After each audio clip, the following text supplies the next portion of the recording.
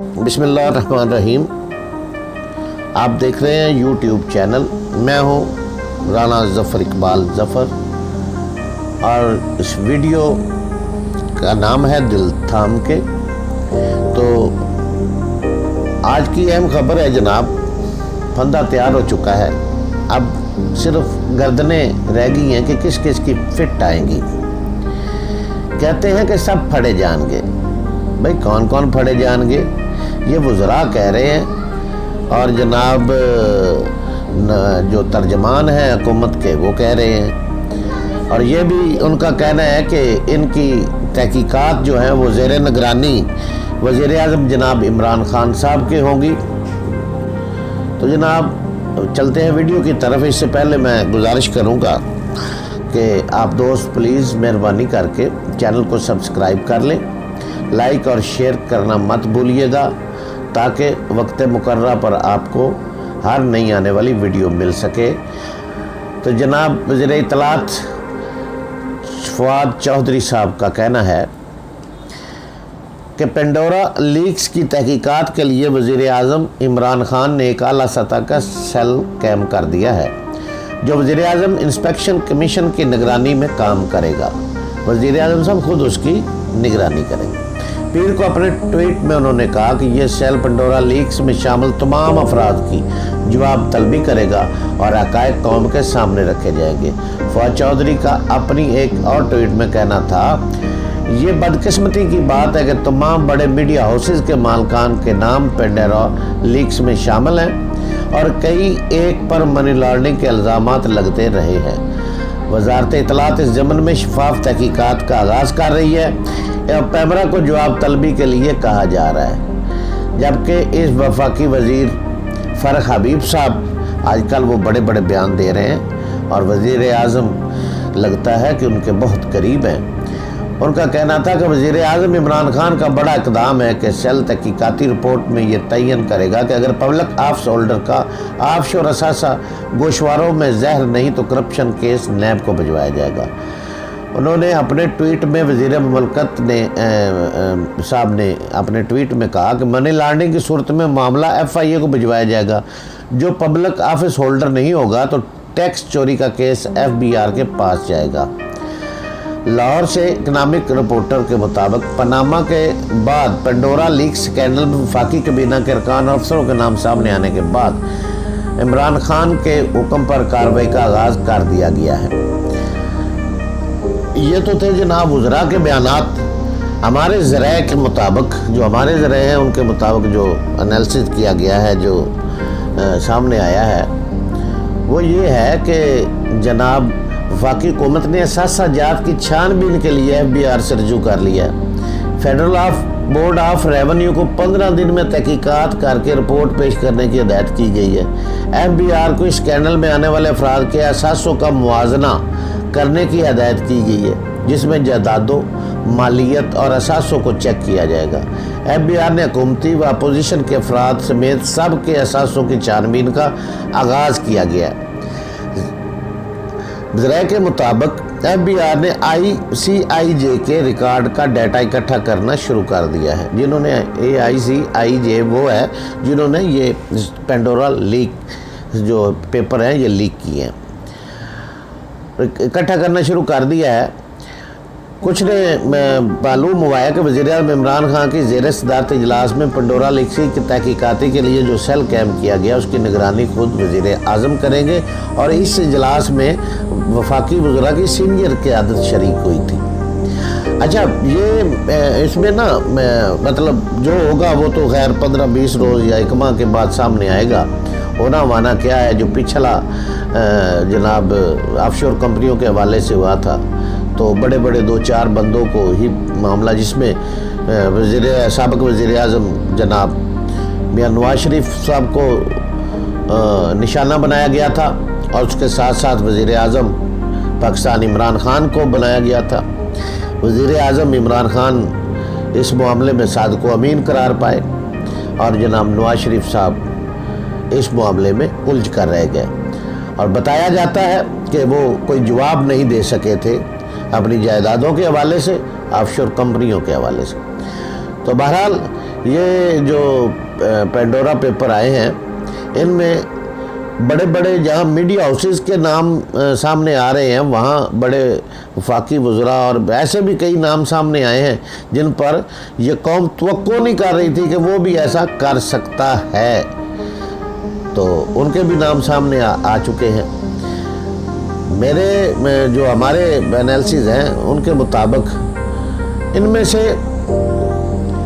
چند ایک لوگ نشانہ بنیں گے، باقی جو ہیں وہ خاموش چادر کے نیچے لیٹ جائیں گے۔ لیکن ہونا تو یہ چاہیے کہ اگر یہ آ چکا ہے تو اس کی ایسی چھان بین، کڑی چھان بین ہو جس میں چاہے جناب وزیر اعظم کے دائیں کھڑا ہوا بندہ ہو یا بائیں کھڑا ہوا، اے ٹی ایم مشین ہو یا فیکس مشین، سب کو احتساب کے کڑے شکنجے میں جکڑ کر پاکستان سے لوٹی گئی ہوئی دولت واپس لی جائے، اور جس طرح انہوں نے ملک و قوم کو نقصان پہنچایا ہے اس کے لیے سخت سزائیں جو ہیں وہ دلوائی جائیں۔ مگر یہ پاکستان ہے، لگتا نہیں ہے، ماضی کا تجربہ کہتا ہے کہ یہ لگتا نہیں ہے کہ ایسا ہو سکے گا، ایسا کر سکیں گے، کیونکہ ابھی تک وزیر اعظم عمران خان صاحب کی زیر نگرانی جو بھی ہوا ہے اس کا رزلٹ آپ کے سامنے ہے۔ بار بار بیان کرنے سے بھی وہ اس کی بات کی اہمیت نہیں رہتی کہ انہوں نے جس چیز کا بھی کہا کہ اس کی میں خود نگرانی کروں گا وہ تباہ ہو گئی۔ تو جناب وزیر اعظم صاحب، آپ اس کی بھی نگرانی کر رہے ہیں تو پلیز نگرانی کیجئے گا، اور اس میں شامل جتنے بھی لوگ ہوں، چاہے وہ آپ کا اپنا نام ہو، ایک مثال بنا دیجئے گا۔ ایک بیان جناب وزیر اعظم جناب عمران خان صاحب کا سامنے آیا ہے۔ انہوں نے کہا کہ وہ جناب ایک تقریب میں خطاب کرتے ہوئے فرما رہے تھے کہ مجھے احساس ہے قیمتوں کے بڑھنے کا، موجودہ مہنگائی میں غریب کو تکلیف سے بچانے کی پوری کوشش کر رہے ہیں۔ مہنگائی کی بنیادی وجہ درآمدی افراط زر ہے۔ بدقسمتی سے ہمارے ملک کا نظام اشرافیہ کے لیے ہے۔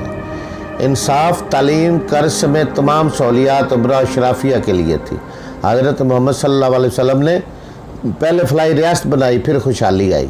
ماضی میں اپنایا گیا یہ تصور غلط تھا کہ پہلے پیسہ آئے پھر فلاحی ریاست بنائے۔ عالمی سطح پر تیل کی قیمتوں میں 100% اضافہ ہوا ہے، لیکن ہم نے لیوی اور سیلز ٹیکس میں 400 ارب روپے سالانہ کا خسارہ برداشت کر کے صرف 22% اضافہ کیا۔ بھارت میں اس وقت پیٹرول ڈیزل کی قیمت پاکستان سے دگنی ہے۔ آنے والے دنوں میں کمزور طبقات کو ٹارگٹ سبسڈی دینے جا رہے ہیں۔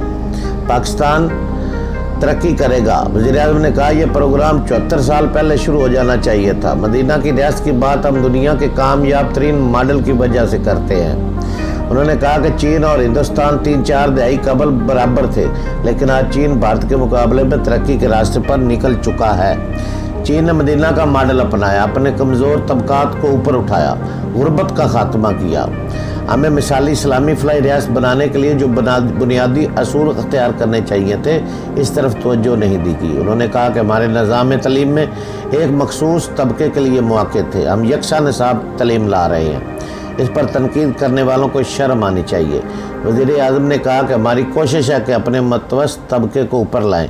کامیاب پروگرام ایک سنگ میل ہوگا۔ ہم نے ماضی میں کمزور اور غریب طبقے کے لیے نہیں سوچا۔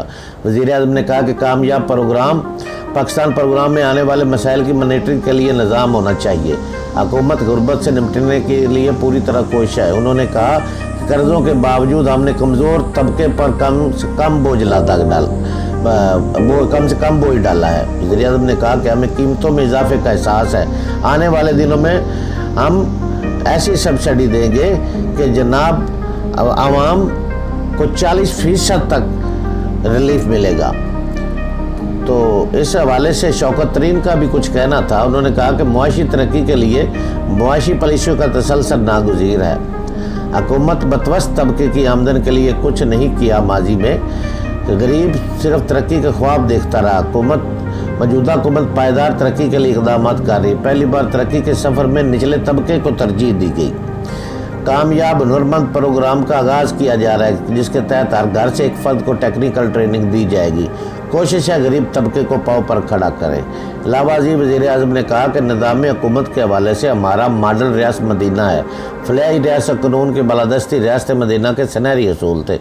ये तो वो बातें हैं जनाब जो आप हर ख़ताब में फरमाते हैं, हर महफिल में फरमाते हैं, हर मीटिंग में फरमाते हैं। तो इनमें जो चीज़ें थी 40% सब्सिडी के हवाले से, तो डायरेक्ट गरीब आदमी को देंगे, तो भाई जो आपके पास डाटा है पहले नंबर पर वो ही फेक है। आज आपने सिर्फ वो फेक, उसको मैं इस हवाले से ये नहीं कह रहा कि सारा फेक है, उसमें कई फेक है। तो भाई सब्सिडी के हवाले से ये आपको लोगों को अभी तक ये इल्म ही नहीं कि गरीब कौन कौन है। सफ़ेद पोश तबका और मुलाजमीन पर क्या बीत रही है। वो बेचारे न किसी के सामने हाथ फैला सकते हैं, न कुछ मांग सकते हैं, और वो अपनी सफ़ेद पोशी का भरम लिए लहद में उतर रहे हैं। आपको इल्म है जनाब कि जिसकी आमदन 20,000 थी वो 20 ही रह गई सफ़ेद पोश तबका की, और जनाब उसका खर्चा था 15,000, वो 35 हो गया। ये एक मामूली में बात कर रहा हूँ। आज खैर 35 तो किसी का भी खर्चा नहीं है, कम से कम 50-60 की बात करें।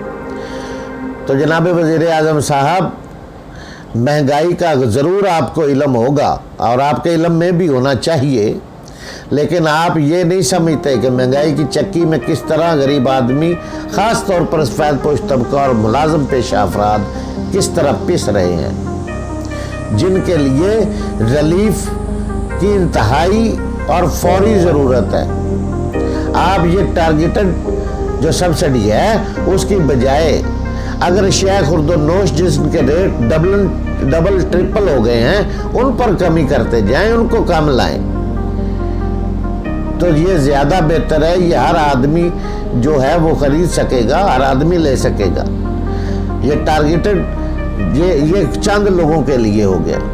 जो तरीके इंसाफ के MP-MNAs हैं या उनकी निशानदेही पर जो लिस्टें बनी हैं, दूसरे लोग तो फिर ये पाकिस्तान का हिस्सा ही नहीं रहेंगे ना।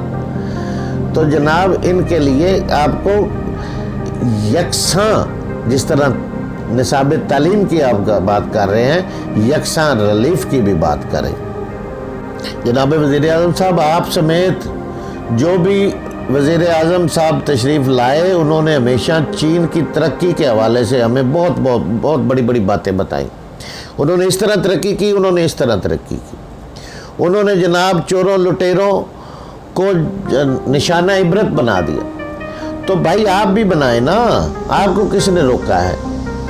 उनके लिए ऐसी कानून साजी करें कि जो मनी लॉन्ड्रिंग, लूट मार, ख़जाना सरकार को लूटने, करप्शन करने, रिश्वत लेने, चोरी करने में मुलव्वस हो, वो निशाना इबरत बन जाए। मैंने चंद दिन रोज कबल एक खबर पढ़ी कि जनाब अफ़गानिस्तान में अगवा में मुलव्वस जो थे बंदे, उनको फांसी देकर चौक में लटका दिया गया। अब इंसानी हकूक़ का वो झंडा उठाए चले आएंगे जनाब, ये क्या है?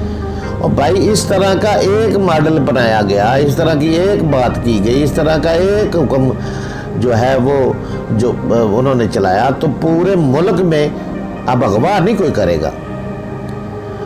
पाकिस्तान में भी ऐसी मिसाल चोर लुटेरे ठग बेईमान मुल्क के ख़जाना लूटने वालों के साथ अगर लटका दिया जाए, जिस तरह चाइना ने जनाब उनको उड़ा दिया, फांसियाँ दे दी, मार दिया, इसी तरह जनाब पाकिस्तान में भी होता तो कोई दूसरा बंदा उस करप्शन के हवाले से बात न करता। आपने जब से आए हैं आपने करप्शन फ्री का हमें दर्स दिया है, तो आप देखें आपके कितने उजरा उसकी नज़र हो गए और हो रहे हैं और कितनों का नाम आ रहा है। अगर आप भी ऐसा ही करते तो आपकी भी हुकूमत के वज़राश और दीगर लोग इस तरह के कामों में मुलव्वस ना होते। तो पाकिस्तान का शायद ये नसीब है कि उसे सिर्फ चीन की बातें सुनाई जाना है, चीन के मॉडल पर, चीन के कानून के हवाले से, उसके हवाले से बिल्कुल अमल नहीं करना है। सुनहरी बातें ज़रूर हैं, यकसा निसाब ये बहुत आला कदम है, बहुत अच्छा कदम है। इस पर आप जितने भी खराज तहसीन के मुस्तहिक होंगे आप और आपकी गवर्नमेंट के एक निसाब होगा। कम अज़ कम इसमें अमीर गरीब वाला सिलसिला नहीं रहेगा। लेकिन इसको लाना तेजी से चाहिए था, तेजी से। अब भी इस पर अमल दरामद ऐसे, और इसके साथ साथ अगर एक और काम कर जाएं कि प्राइवेट स्कूल्स जो हैं उनकी जगह आप गवर्नमेंट स्कूल्स के हवाले से उनको आबाद करने का सोचें। आप ये कानून बना दें कि जिस तरह ये यकसा निसाब तालीम है, इसी तरह यकसा जो सरकारी मुलाजम होगा, जो वजीर हो, जो MP MN है, जो काउंसलर है, जो भी गवर्नमेंट ऑफ पाकिस्तान के वफाकी या सूबाई से ताल्लुक़ रखता है, उसका बेटा बेटी गवर्नमेंट स्कूल में पढ़ेगा, वरना वो अपनी सीट पर नहीं बैठ सकेगा, चाहे वो कोई जज हो, चाहे वो कोई वजीर आज़म हो। तो जनाब इसका फ़ायदा ये होगा कि आपके गवर्नमेंट स्कूल्स यूं जंप करेंगे जब एक हेडमास्टर को ये मालूम होगा कि यहाँ इसमें सेशन जज का बेटा पढ़ता है 8वीं क्लास में, 7वीं में, 6ठी में, 3री में, और जनाब MNA का बेटा पढ़ता है, DC का बेटा पढ़ता है, तो कहीं वो चेकिंग के लिए ही ना आ जाएं, कहीं वो अपने बेटे का पता करने ही ना आ जाएं। तो जनाब आपके स्कूल के गवर्नमेंट स्कूलों का जो हालात हैं वो देखिए कहाँ जाते हैं।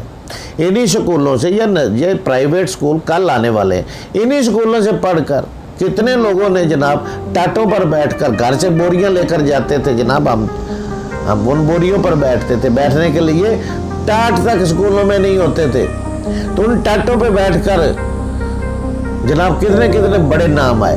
वजीर जनाब हमारे एक वफाकी वजीर ख़जाना थे मियाँ यासिन भट्टू साहब, उनका मैं इंटरव्यू एक पुराना था वो मैं पढ़ रहा था, तो वो कहते हैं कि जब मैं पढ़ता था तो मैं लालटेन की रोशनी में पढ़ता था, तो मुझे अपने गांव से 10 किलोमीटर पैदल चलकर या साइकिल पर स्कूल में जाना पड़ता था। और फिर उस बंदे ने आपके वफाकी वजीर ख़जाना हुआ, वजीर जेल रहा, वजीर तालीम रहा, तो इस तरह कई और नाम है भाई, उन्होंने टाटों पर बैठकर पढ़ा, इन्हीं गवर्नमेंट स्कूलों से तालीम हासिल की। तो आप ये भी ये कर दें कि ये कानून बना दें कि जो भी वफाकी और सूबाई गवर्नमेंट के साथ रिलेटेड होगा वो उसका बच्चा गवर्नमेंट स्कूल में पढ़ेगा, वरना वो अपनी जॉब पर, अपनी कुर्सी पर।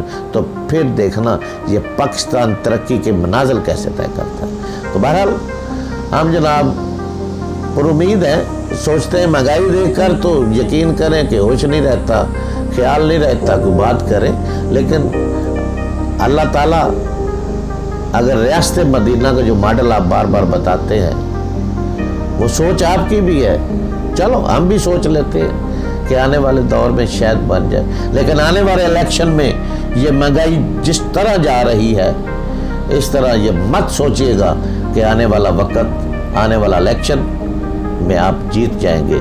जिस तरह तारिक बशीर चीमा ने कहा कि इस इजलास में बैठे हम सब लोगों की ज़मानतें भी ज़ब्त होंगी, तो ये यकीनन होने वाला है अगर महंगाई यूं ही रही।